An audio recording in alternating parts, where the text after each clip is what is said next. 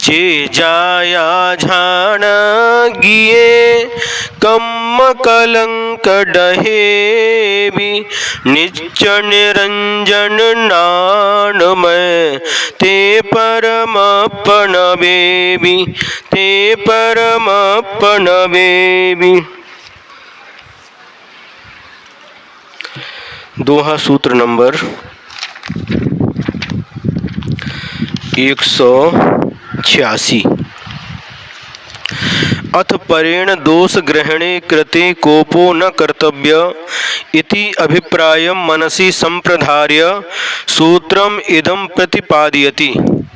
अब दूसरे के दोष ग्रहण करने के लिए कोप नहीं करना चाहिए, इस अभिप्राय को मन में धारण करके यह दोहा सूत्र कहते हैं। अब गुण गहनई महूतणई जय जीव संतोषु तो तह सो कह हेऊ हऊ इव मन्य विचैरोसु। अब गुण ग्रहणेन मदीयेन यदि जीवानां संतोषः ततः तेषां सुखस्य हेतु रहम क्या कर दिया वो ठीक था ना इति मत्वा त्यज रोषम। क्या कह रहे हैं? मदीयेन अवगुण ग्रहणेन यदि जीवानां संतोष, यदि मेरे दोष ग्रहण करने से, मेरे अवगुण ग्रहण करने से हर्ष होता है। क्या? तो यदि जीवों को हर्ष होता है तो मुझे यही लाभ है कि मैं उनको सुख का कारण हुआ मन में ऐसा विचार करके रोष को छोड़ो। क्या कहा?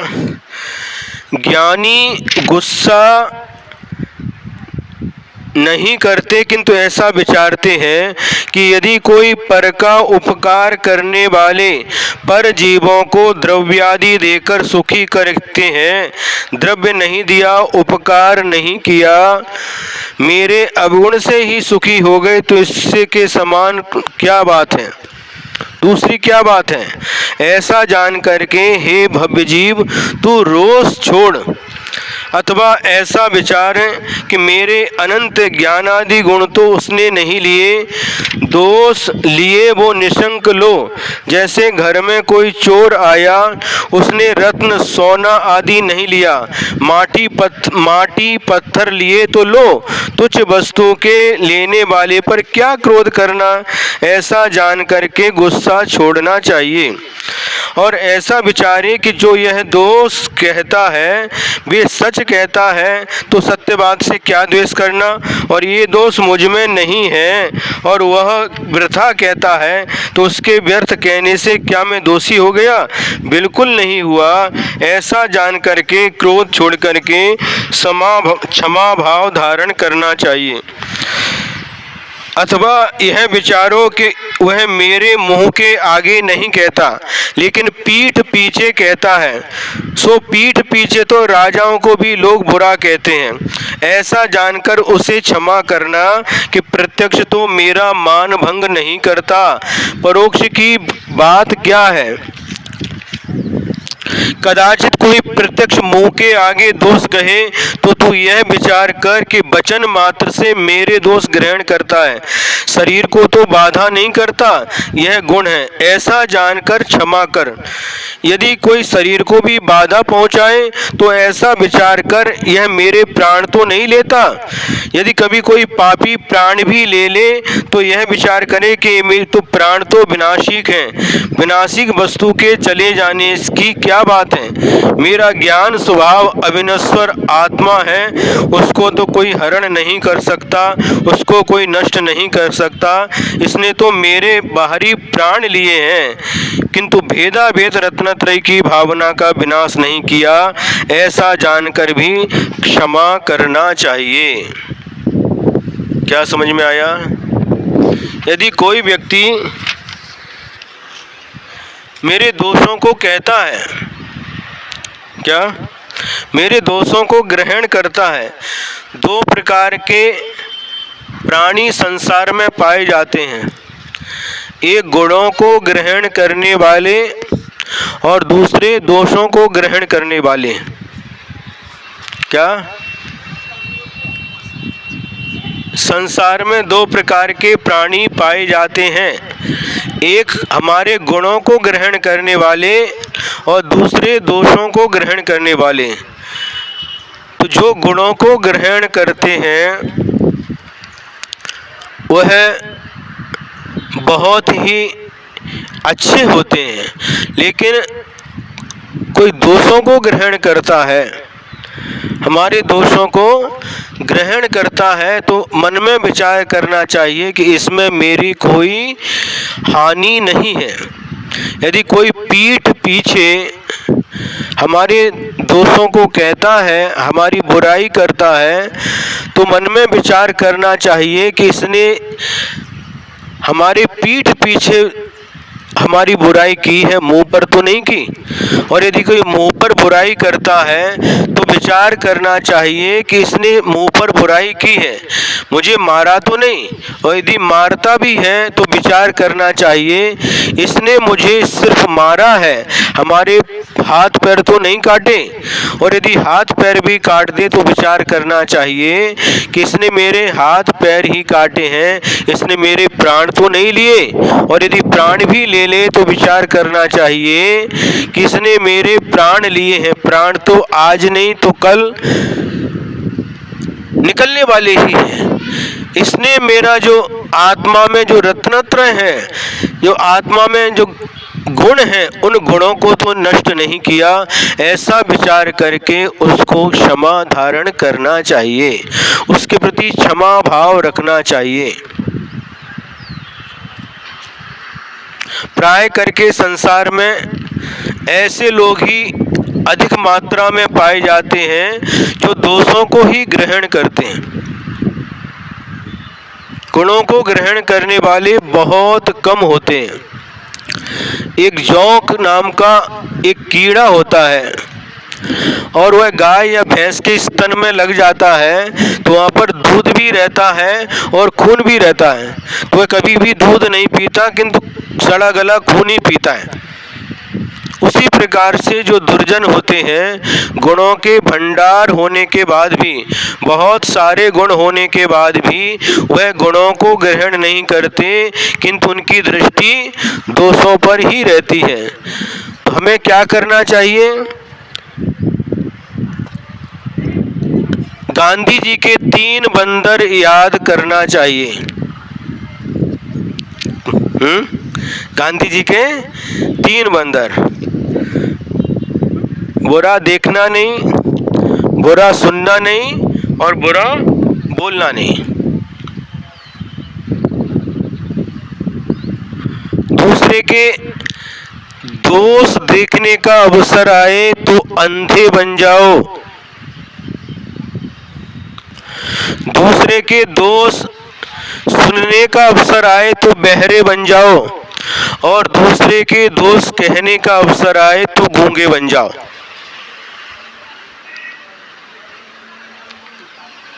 नहीं समझ में आया? नहीं आया? लक्ष्य आला कि नहीं है? हाँ, कितना अच्छा सूत्र है।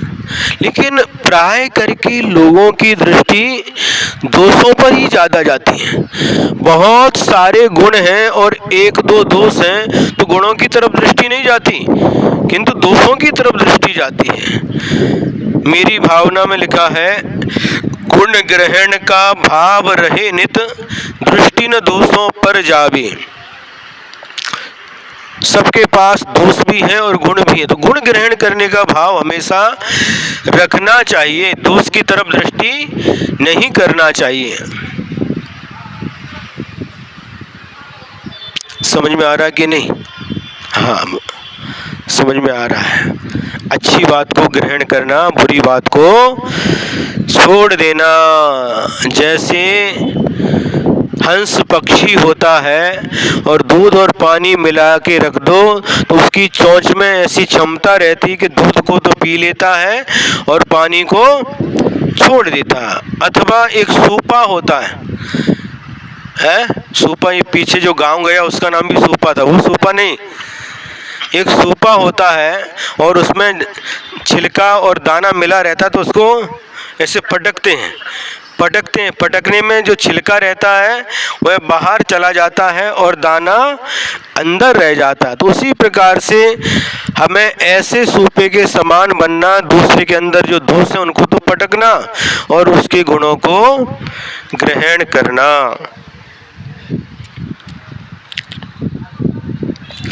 अथ सर्व चिंताम निषेधयति युग्मेन। अब दो गाथाओं के माध्यम से सभी प्रकार की चिंता का निषेध करते हैं। दोहा सूत्र नंबर 187।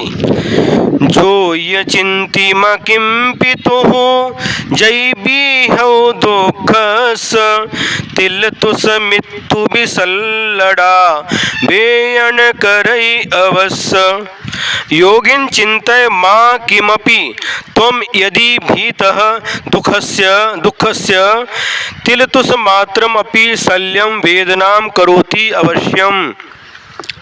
हे योगिन त्वं यदि दुःखस्य भीत, हे योगी यदि तू दुख से, चारों गतियों के दुख से डर गया है। क्या कह रहे हैं आचार्य महाराज? हे योगी, हे शिष्य, यदि तू चारों गतियों के दुखों से डर गया है तो तू निश्चिंत होकर परलोक का साधन कर। इस लोक की किमपि मां चिंता, कुछ भी चिंता मत कर, क्योंकि तिलतुस मात्रम अपि शल्यम वेदनाम अवश्यम करोति। तिल के भूसे मात्र भी शल्य मन को वेदना अवश्य करता है। थोड़ी सी भी शल्य माने कांटा भी होता है। क्या होता है?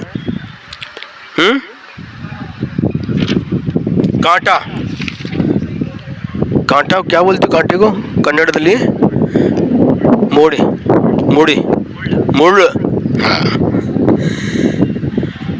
अब छोटा सा यदि कांटा, जो बोर आता, बोर का भी छोटा सा कांटा होता है और छोटा बेर, उसका कांटा यदि पैर में गया तो छोटा कांटा भी पूरे शरीर को हिला देता है। छोटा सा भी कांटा यदि पैर में घुस गया तो पूरा शरीर हिल जाता है और जब तक वह कांटा निकलता नहीं तब तक हम आगे नहीं चल सकते।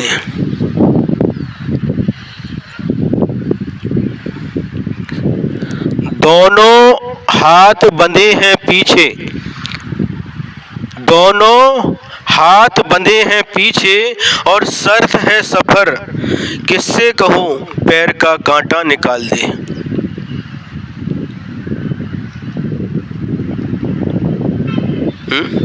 याडू कही? हाँ, हिंदी समझ में आ रहा है? दोनों हाथ बंधे हैं पीछे और शर्त है सफर। दोनों हाथ पीछे बंधे हैं और शर्त है कि सफर करना, आगे यात्रा करना, बढ़ना है।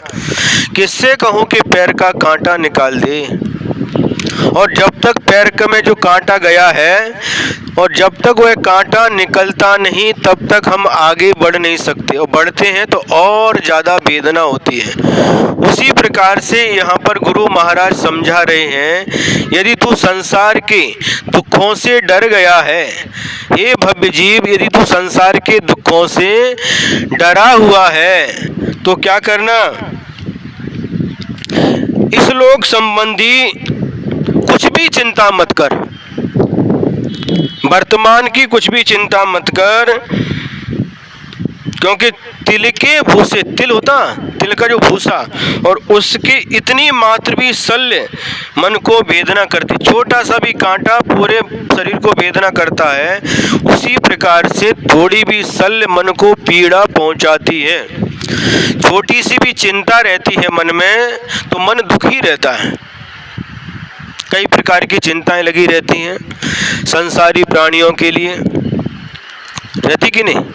हाँ, कितनी चिंता है।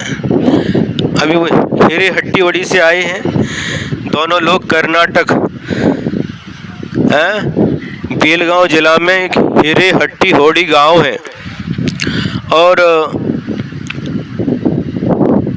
2020 में एक तिगड़ोली गांव में चातुर्मास हुआ था।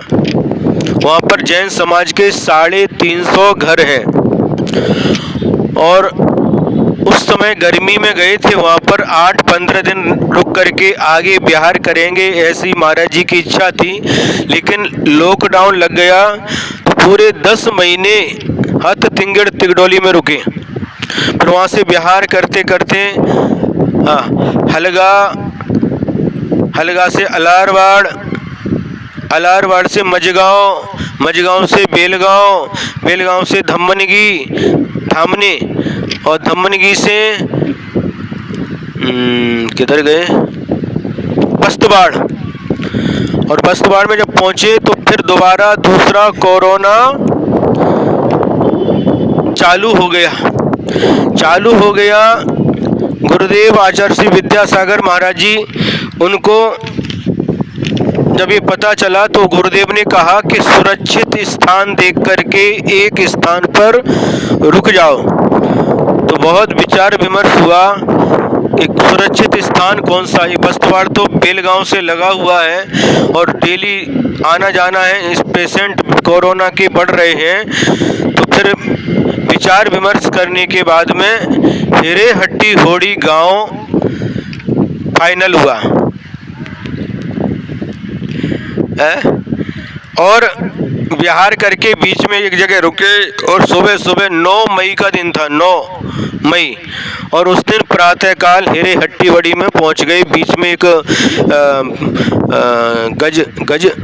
गजपति क्या नहीं, गजपति गांव है ना, गजपति रात को रुके। सुबह पारिसवाड़ दर्शन करके इधर गाड़ी को फूक करके हिरेहट्टीहोडी में आ गए। कोरोना होने के बाद बिहार करेंगे ऐसा विचार था, लेकिन हिरेहट्टीहोडी वालों का इतना पुण्य था, सिर्फ वहाँ पर 80 घर की समाज है। कितनी? 80 समझते हो? 80 घर की समाज थी। गर्मी भी हो गई और चातुर्मास भी हो गया, और चातुर्मास के बाद भी और 1-2 महीने और रुके रहे। 8 महीने एंड तिंगड़,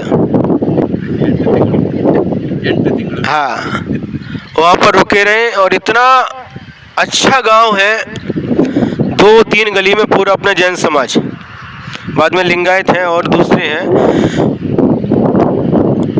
80 घर में 8 महीना प्रवास रहा।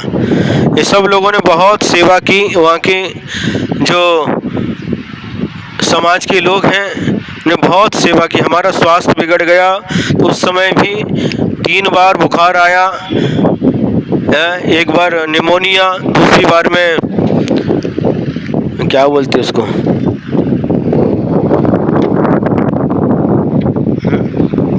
क्या बोलते हैं दूसरा, टाइफाइड, हाँ, टाइफाइड हुआ दूसरी बार में। और तीसरी बार में वायरल। 3 बार बुखार आया, निमोनिया। जब पहली बार हुआ तो कोई डॉक्टर आने के लिए तैयार नहीं, वैद्य आने के लिए तैयार नहीं, कोरोना चल रहा है। लेकिन इन लोगों ने इतनी सेवा की कि वहाँ से बिहार करके बेलगांव से सदलगा गए थे। तो आज उसमें से 2 लोग आए हैं, नेमीनाथ करेन्नवर और आकाश अनगौड़। उस समय आकाश 8वीं क्लास में था, 8th क्लास में था। बहुत अच्छे बच्चे, खूब सेवा की। अभी देखने के बाद तो उनके देखो अभी कॉलेज में आ गया, उसमें 8वीं क्लास में था। और जो नेमीनाथ जी हैं, इनकी एक छोटी सी लड़की थी, धवलश्री, उसको हम धवलू बोलते, बहुत छोटी थी। और उससे उससे पूछते थे, उठा मारती, हाँ, उठा गेत्री हैं, भोजन हो गया क्या, उठा मारती ऐसे बोलते ना, हाँ बोलती थी। एन तिंदी रोटी यानी पल्ली, रोटी पल्ल्या। हम जब पूछते हैं याव पल्ल्या, सौती काय, ओ एक दिन हो गया, 2 दिन हो गया, 3 दिन हो, जब भी पूछते, खेलती, छोटी बच्ची थी, खेलती थी, उछल कूद करती थी, जब भी पूछो उसको क्या खाया, रोटी सब्जी, काय की सब्जी, ककड़ी की सब्जी। कुछ उनकी रोज इनके घर में ककड़ी की सब्जी बनती क्या? दिन ना सौंतीकाई पल्ली, सौंतीकाई पल्ले पल्लिया। हाँ, वो पूछा हमने उनको, उनकी अज्जी से, उसकी मम्मी है अच्छा था, उनसे पूछा कि सौंतीकाई बोलती है डेली? नहीं सौंतीकाई, वो कुछ भी खाएगी, भिंडी की सब्जी खाएगी तो बोलती हुई सौंतीकाई, हिलिकाई, हिलिकाई, सौंतीकाई। कोई भी सब्जी खाएगा भौचीकाई, सब्जी कोई भी खाएगी लेकिन बोली वो सौंतीकाई है। हाँ, तो ये उनको देख करके पुरानी अठवन आ गई, जूनी अठवन। हाँ, तो आए, अभी दर्शन करके जाने वाले थे, नहीं जाना नहीं, पूना तक साथ में। उनके पिताजी हैं रुद्रप्पा अज्जा, रुद्रप्पा नाम है उनका। उन्होंने फ़ोन करके पूछा महाराज ऐसा बोल रहे हैं, क्या करें? तुम कल हमको वीडियो कॉल करा के दर्शन कराओ, फिर महाराज जैसा बोलते वैसा करो।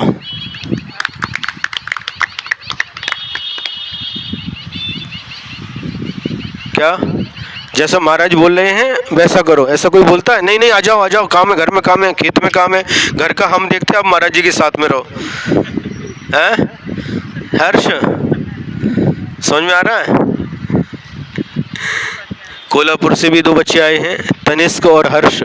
पिछली साल भी आए थे, जब से कोल्हापुर आए तब से हमेशा आते रहते हैं। और श्रीरामपुर से तो अपना कुणाल है ही, वो तो अभी पास में, बाद में भी, हाँ वो भी आई। हाँ अदिति, आज बराबर नाम आ गया। मेरी कर, बहुत अच्छा। इसी प्रकार से हमें धर्म का लाभ लेना चाहिए। समझ में आ रहा है? तो हम क्या कह रहे हैं, कुछ भी चिंता मत करो, बंद कर दो मोबाइल, बंद करो।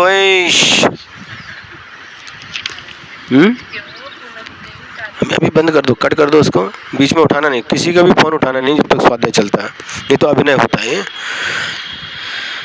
तो तिलतुस मात्र भी यदि शल्य रहती है, छोटा सा कांटा जिस प्रकार से शरीर में पीड़ा वेदना उत्पन्न करता है, उसी प्रकार से छोटी भी शल्य मन को पीड़ा पहुंचाती है।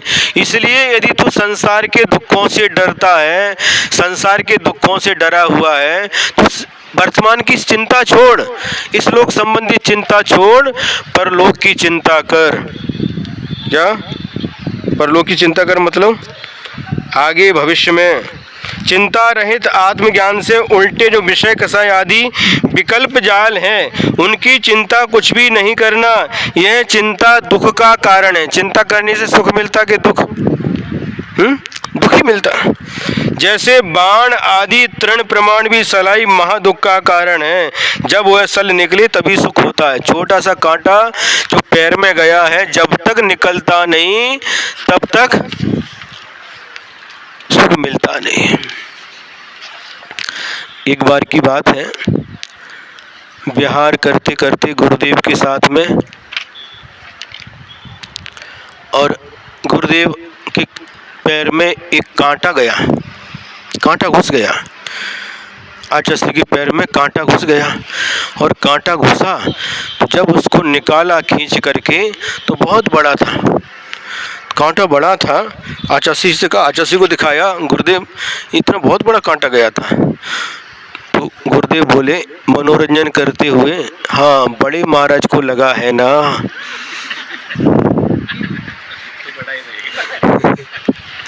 बड़े महाराज को लगा है, इसलिए वो बड़ा लगा है?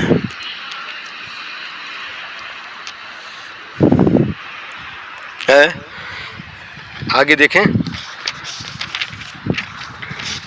पेज पलट जाता हूँ, इधर का इधर हो जाता। आगे कहते हैं दोहा सूत्र नंबर 188, मोखु म चिंत ही जोइया मोखु न चिंत्यु होई, जीर्ण निबद्धौ जीवडौ मोखु करे सही सोई। मोक्षम मा चिंतय योगिन मोक्षो न चिंतितो भवति, येन निबद्धो जीवः मोक्षम करिष्यति तदेव।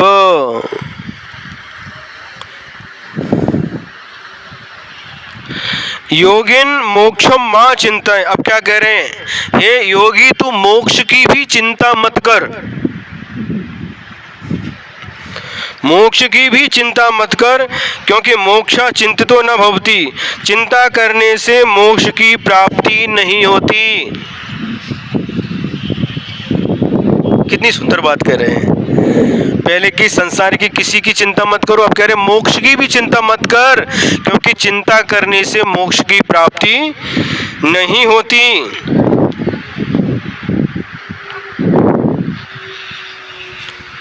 येन जीवः निबद्ध, जिसके कारण से यह जीव बंधा हुआ है कर्मों से, तदेव वे कर्म ही मोक्षम शुभाशुभ विकल्प के समूह जो मोक्ष है वह करिष्यति करेंगे, माने कर्मों के नष्ट होने पर ही मोक्ष की प्राप्ति होगी। चिंता करने से कभी भी मोक्ष की प्राप्ति नहीं होती।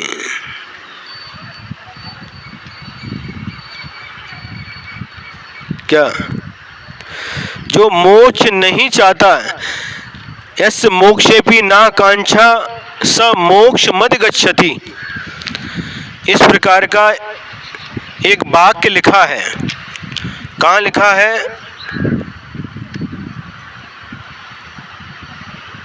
स्वरूप संबोधन नाम का एक छोटा सा ग्रंथ है, उसमें लिखा है यस्य मोक्षेपि ना कांक्षा स मोक्ष मद गच्छति, जिसके मन में मोक्ष की भी इच्छा नहीं है वही मोक्ष को प्राप्त करता है। चिंता करने से मोक्ष नहीं मिलेगा कि चिंता छोड़ने से मोक्ष मिलेगा?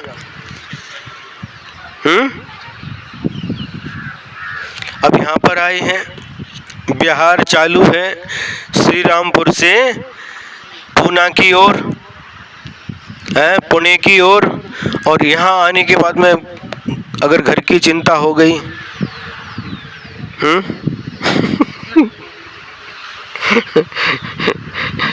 नेमिनाथ भैया ने बताया सुबह परेशान थे पिताजी, पानी नहीं बरस रहा खेत में, पानी छोड़ने के लिए और एकदम तेज बारिश आ गई है, बहुत जोर से बारिश आ गई, बस खुश खेत के लिए जो कब बता क्या कब बिन हाल कुड़तरी गन्ना का जो खेत में गन्ने वो सूखे पड़े थे तो उसमें पानी छोड़ना था, लेकिन बारिश हो गई, पानी छोड़ने के लिए गए थे, अपने आप उनके लिए पानी मिल गया और थोड़ी थोड़ी बूंद यहाँ पर भी आना चालू हो गई।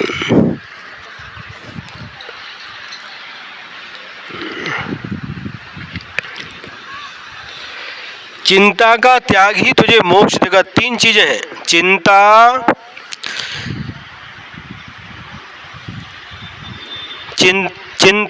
चिता और चिंतन। क्या? चिंता, चिता और चिंतन। चिंता की जो ची के ऊपर बिंदी है उसको हटा दो तो चिता बन जाती है। चिंता अच्छी है कि चिता अच्छी है?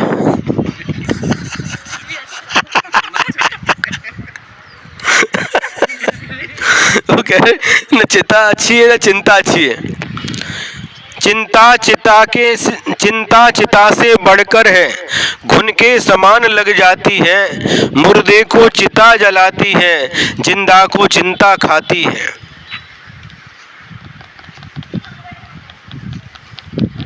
समझ में आया? मुर्दे को तो चिता जला करके भस्म कर देती है, लेकिन जिंदा को चिंता खाती है। जैसे लकड़ी में दीमक लग जाता है, लकड़ी को खा जाता है, वैसे ही चिंता जिंदा व्यक्ति को खाती है। तो ये दोनों ही अच्छे नहीं, चिंता भी अच्छी नहीं और चिता भी अच्छी नहीं। तीसरा है चिंतन। चिंतन अच्छा है क्या? हाँ, चिंतन अच्छा है। किसका चिंतन? यदि संसार का चिंतन करते हैं, विषय कसायों का चिंतन करते हैं, तो वह चिंतन अच्छा नहीं, किंतु वह चिंतन अच्छा है जो विषय कसायों से हमें दूर कर देता है, जो पाप से हमें दूर कर देता है। ऐसा चिंतन अच्छा होता है।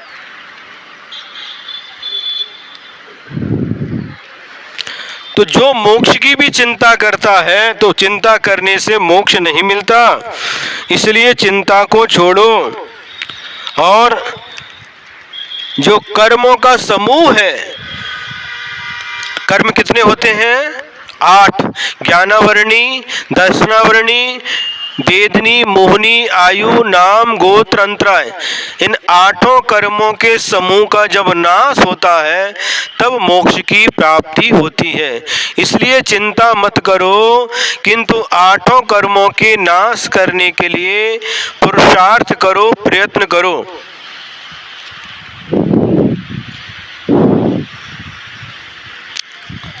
मोक्ष प्राप्तीसाठी काय केलं पाहिजे? कर्माचा नाश केला पाहिजे।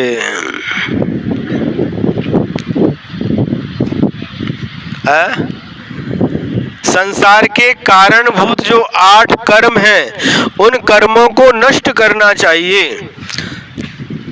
और कर्मों को नष्ट करने के लिए कैसे नष्ट करेंगे? कैसे नष्ट करेंगे? कर्मों को नष्ट करने के लिए जो विधि है, उसी विधि से कर्मों का नाश करना चाहिए।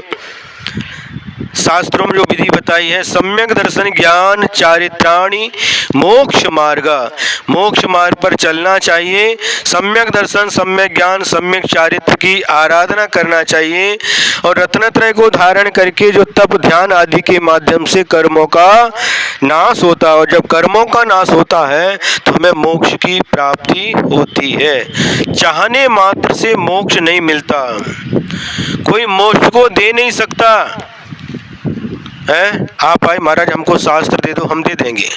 आपने कहा महाराज पेंसिल दे दो, हम दे देंगे। लेकिन ऐसे कोई आए, महाराज हमको मोक्ष दे दो, ऐसे मोक्ष को कोई भी भगवान भी नहीं दे सकते। उसके लिए स्वयं पुरुषार्थ करना पड़ता है, स्वयं मोक्ष मार्ग पर चलना पड़ता है, कर्मों का नाश करना पड़ता है, तब मोक्ष की प्राप्ति होती है। अब आगे कहते हैं दोहा सूत्र नंबर 189। परम समाहि महासरहि जे बुड्ढहि पैसे भी अप्पा थक्कई बिमलुतः भवमल जंति बहेवी। परम समाधि महासरसी ए मज्जन्ति प्रविश्य आत्मा तिष्ठति विमल तेषां भवमलानि यान्ति ऊर्ध्वा। क्या कह रहे हैं?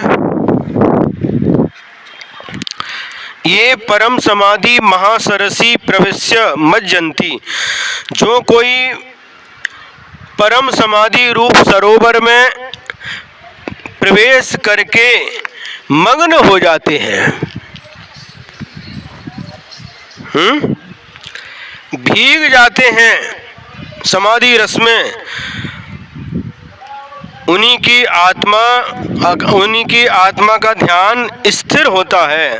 विमलः द्रव्य कर्म भाव कर्म और 9 कर्म से रहित महानिर्मल है।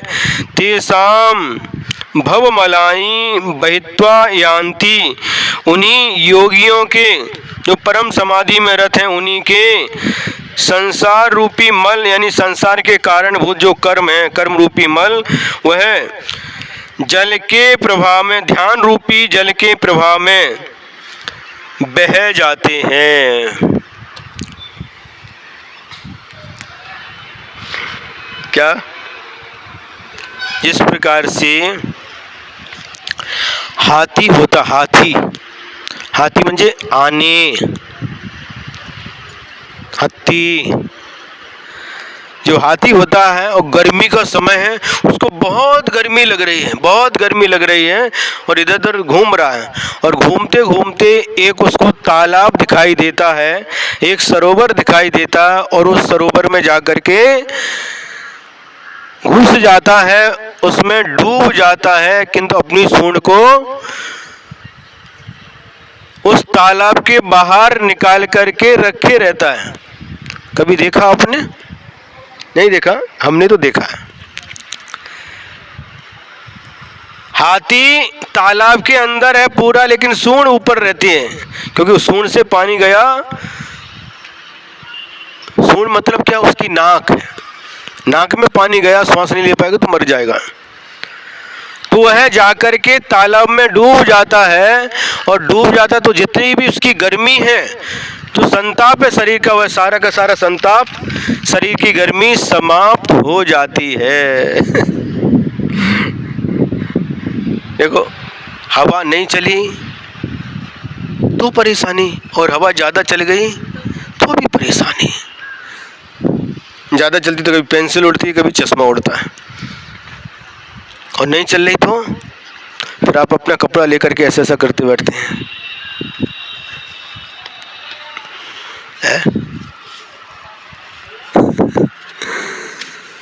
समझ में आ रहा है?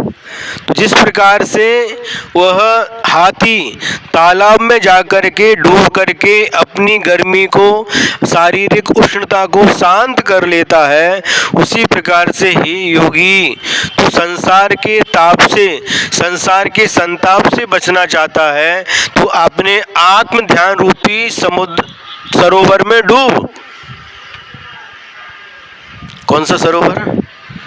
आत्म ध्यान रूपी सरोवर में डूब, तो निश्चित रूप से तू सांसारिक दुखों के संताप से बच जाएगा।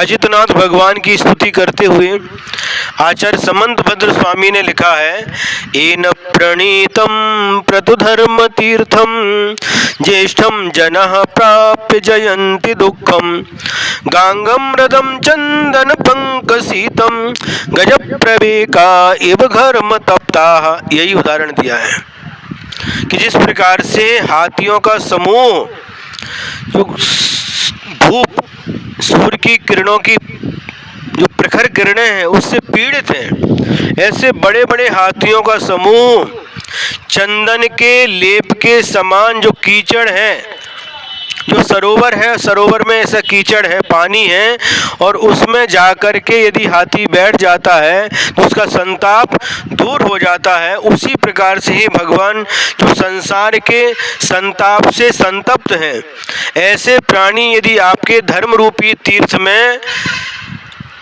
डूब जाते हैं, धर्म रूपी तीर्थ का आलम्बन ले लेते हैं, तो उनके संसार के सारे संताप समाप्त हो जाते हैं।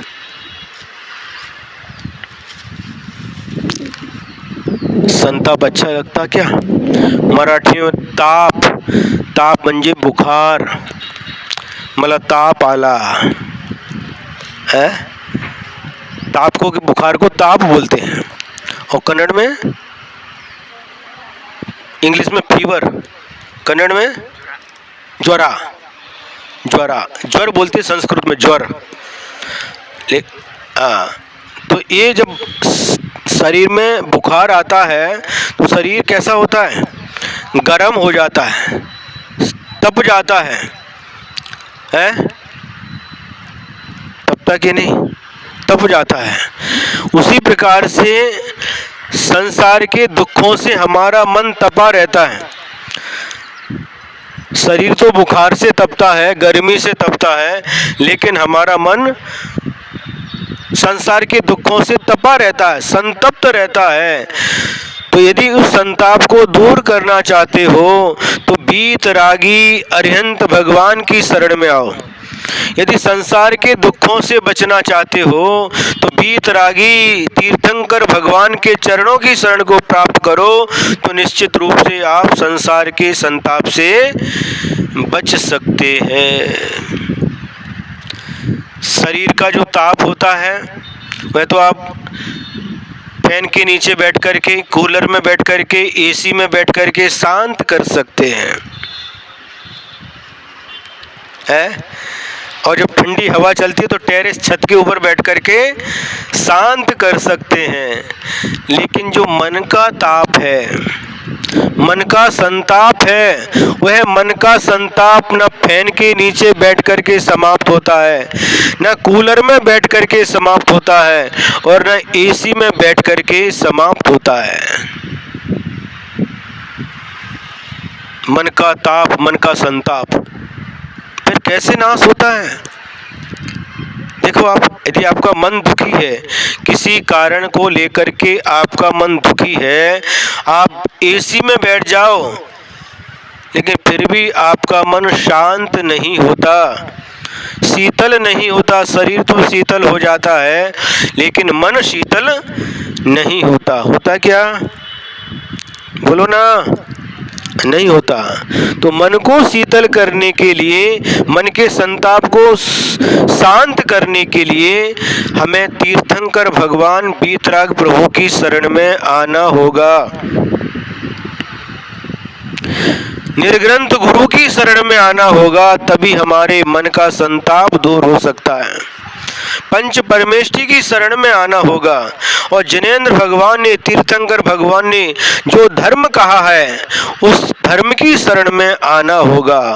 केवली पन्नतम धम्मम शरणम पवज्जामि। केवली भगवान ने जो धर्म कहा है, उसकी शरण को प्राप्त करना होगा, तो हमारे मन का संताप भी नष्ट हो सकता है।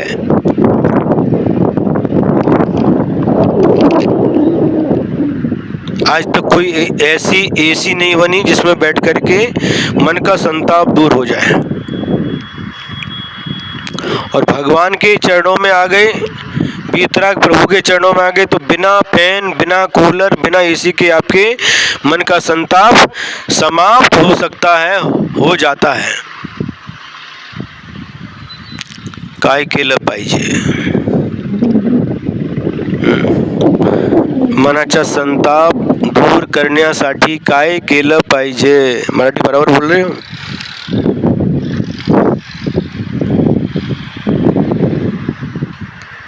वीतराग भगवंतांची शरण घ्यायला पाहिजे।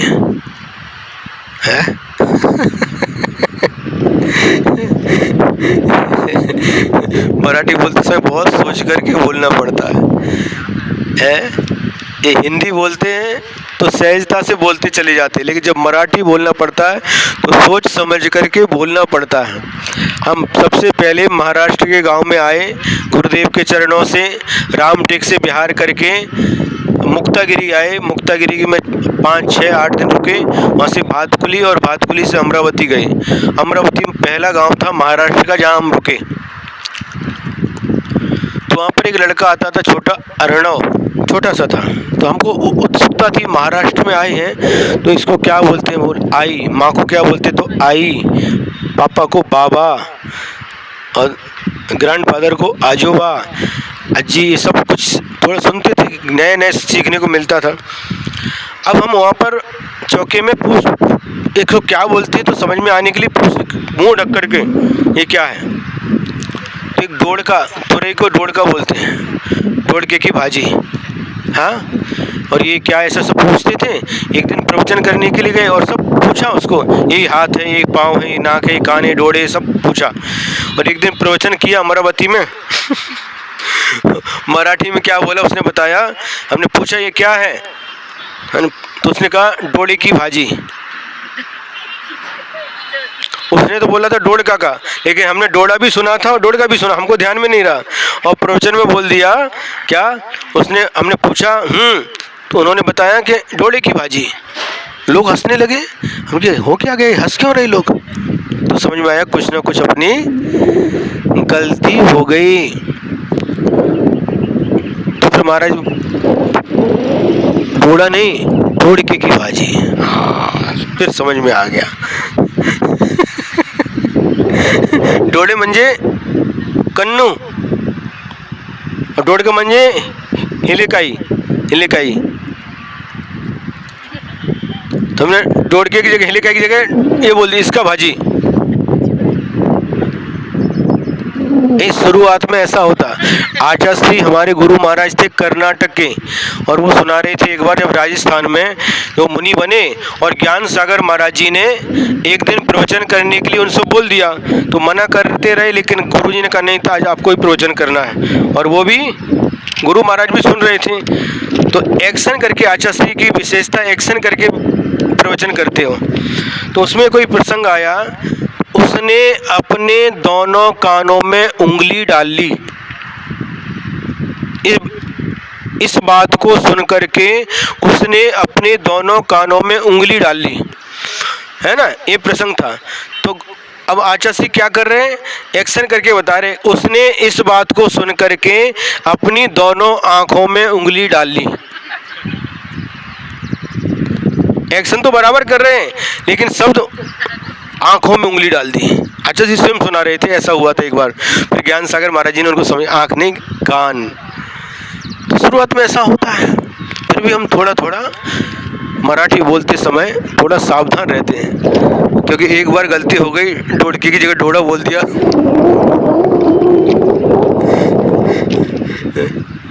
ये बोलती है अदिति महाराज आपके मुंह से मराठी बहुत अच्छी लगती है।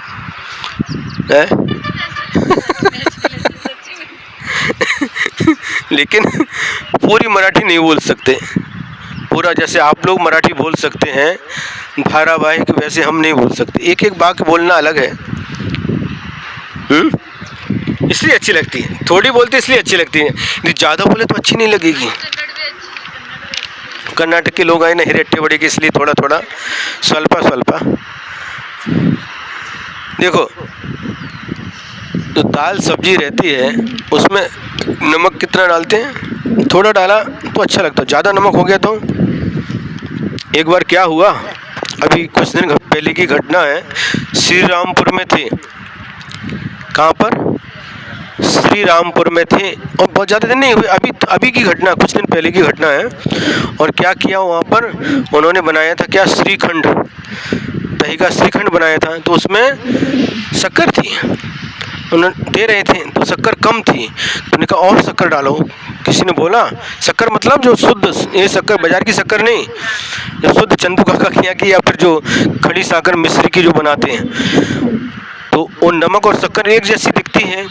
एक दर्श झांझरी करके लड़का था, हमारे साथ आहार में आता था, 9वीं 10वीं क्लास का लड़का। तो उसने क्या किया, चम्मच लेकर के, वो नमक की कटोरी एक जैसी थी, और उनको 1 चम्मच डाला, 2 चम्मच डाला, 3 चम्मच डाल दिया, और मिक्स करके हमको दिया। अब जब मुंह में तब समझ में आया कि इसमें तो बूरे की जगह नमक डाल दिया। अब क्या करें, इतना 3 चम्मच नमक कितना होता है। अब यहाँ अटक गया, क्या करें उसको, या तो थूके तो अंतराय करना पड़ेगा, जैसे तैसे अंदर ले लिया। तो नमक जितना चाहिए उतना ही, और हर वस्तु में नहीं, जिसमें मीठा चाहिए उसमें मीठा, और जिसमें नमक चाहिए उसमें नमक कितना, थोड़ा तो अच्छा लगता है, ज़्यादा नमक हो गया तो अच्छा नहीं। इसलिए थोड़ी थोड़ी मराठी हम नमक की जैसे। उधर गए मांगी तुंगी की तरफ, कुसुम्बा पारोला धोड़े, उधर आय रानी बोलते हैं, आय रानी भाषा, सारो छे गणेश सारो छे ऐसे पूछते हैं, ठीक है क्या, चलो दरी सारो छे। उनकी आय रानी मराठी और गुजराती मिक्स।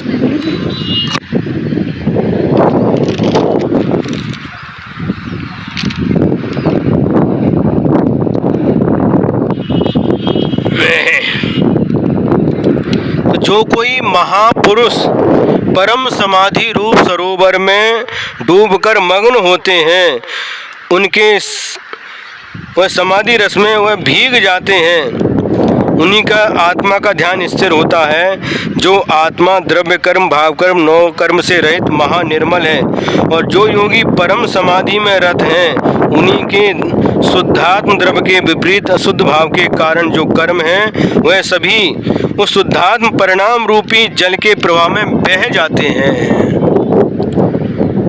अशुद्ध भाव के कारण जो कर्म में बह जाते हैं। यानी जहाँ जल का प्रवाह आए वहाँ मल कैसे रह सकता है? कभी नहीं रह सकता।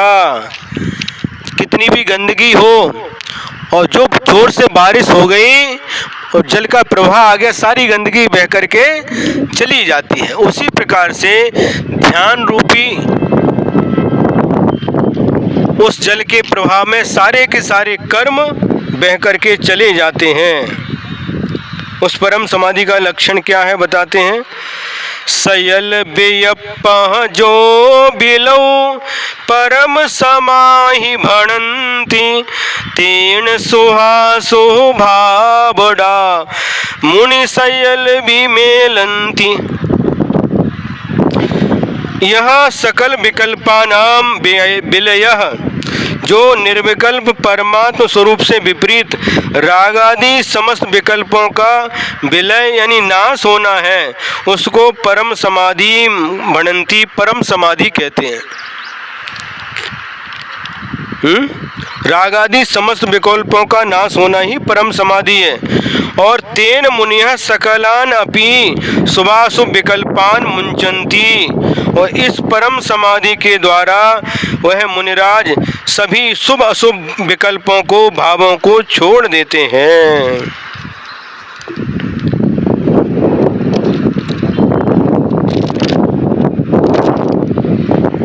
परम आराध्य जो आत्म स्वरूप उसके ध्यान में लीन जो मुनिराज हैं, वे शुभ अशुभ मन वचन काय के व्यापार से रहित जो शुद्धात्म द्रव्य है, उससे विपरीत जो अच्छे बुरे भाव हैं, उन सबको छोड़ देते हैं। समस्त पर द्रव्य की आशा से रहित जो निज शुद्धात्म स्वभाव, उससे विपरीत जो इस लोक और परलोक की आशा है, वह जब तक मन में स्थित है तब तक यह जीव दुखी होता है, दुखी रहता है। क्या? इस लोक संबंधी और परलोक संबंधी आशा जब तक मन में रहती है तब तक यह व्यक्ति दुखी रहती है। इस लोक संबंधी हमें ये मिले, ये चाहिए, ये पाइजे थे पाइजे। हाँ, आजकल की लड़कियां हैं, उनके बहुत भाव बढ़ गए आजकल। हाँ, क्या भाव बढ़ गए हैं? समझ में आ रहा है? शादी का समय आता है, मला गांव नको, मला शहर पाहिजे।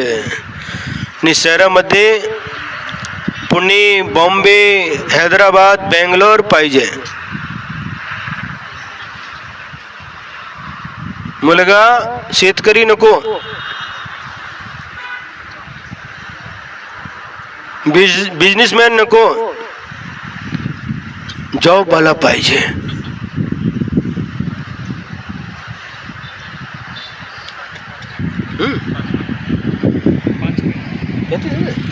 आज मौसम इतना अच्छा, समय का पता ही नहीं चला। हाँ, हे पाहिजे ते पाहिजे, और काय पाहिजे? मला सासू नको, सासरे नको।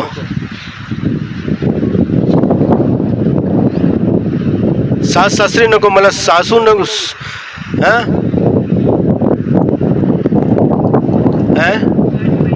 हाँ, 4 व्हीलर गाडी पाहिजे, बंगला पाहिजे, स्वतःचा बंगला पाहिजे, फ्लॅट पाहिजे। 1 BH नको, 3 BH पाहिजे। कितनी, क्या बोलते इसको, इच्छाएं, आकांक्षाएं, अभिलाषाएं कितनी मन में। पहले कुछ नहीं, पहले माता पिता आई वडील देख करके देते थे, बस खत्म काम।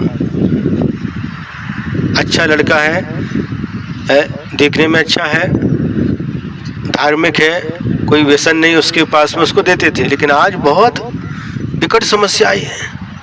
लड़कियां पढ़ जाती हैं, डिग्रियां पर, और उसी लेवल की डिग्री का लड़का चाहिए।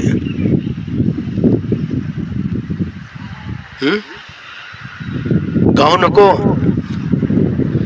क्या क्या नको, क्या क्या पाहिजे, वो सब पता है।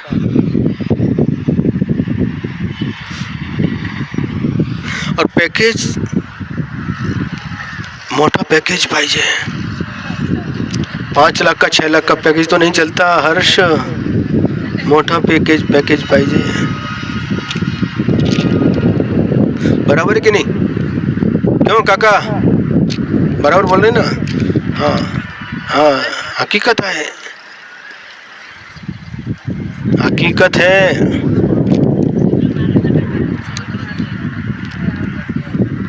जी हाँ, ये सब पागलपन है। पहले के ज़माने में वो 15-16 साल की थी, कितने साल की थी? 15 साल की थी तो उनकी शादी हुई थी। काका कितने साल के थे?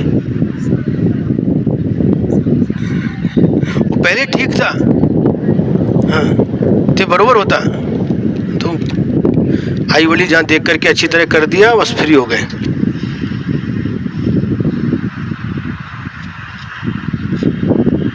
समझ में आ रहा कि नहीं? हाँ महाराज, समझ में तो आता है।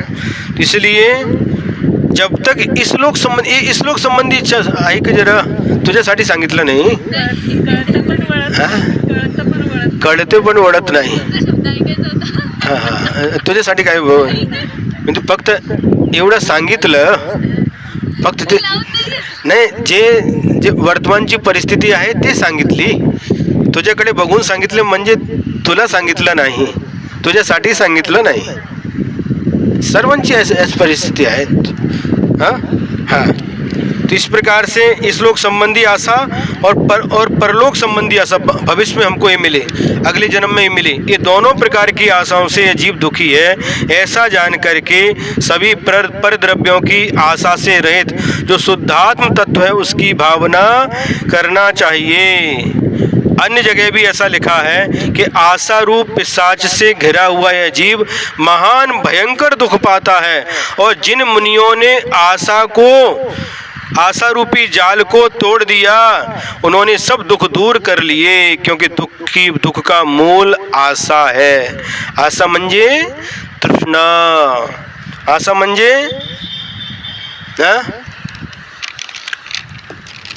समझ में आया कि नहीं? ठीक है, आशक्का अनुगुण आशा। ठीक है, आज टाइम हो गया 5:30।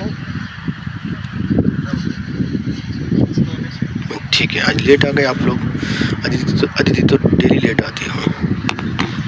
यदर्थ मात्रा पदवाक्यहीनम मया प्रमादाद्यद् किंचनोक्तम तन्मे क्षमित्वा विदधातु देवी सरस्वती केवल बोधि लब्धिम।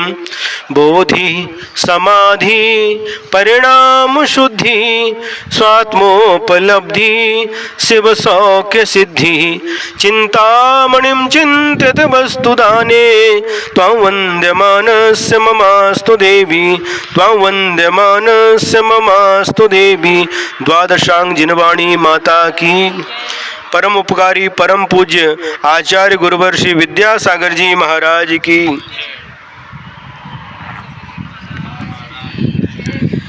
9 बार नमो कर्म, 9 जपा ಮಾಡ್ರಿ।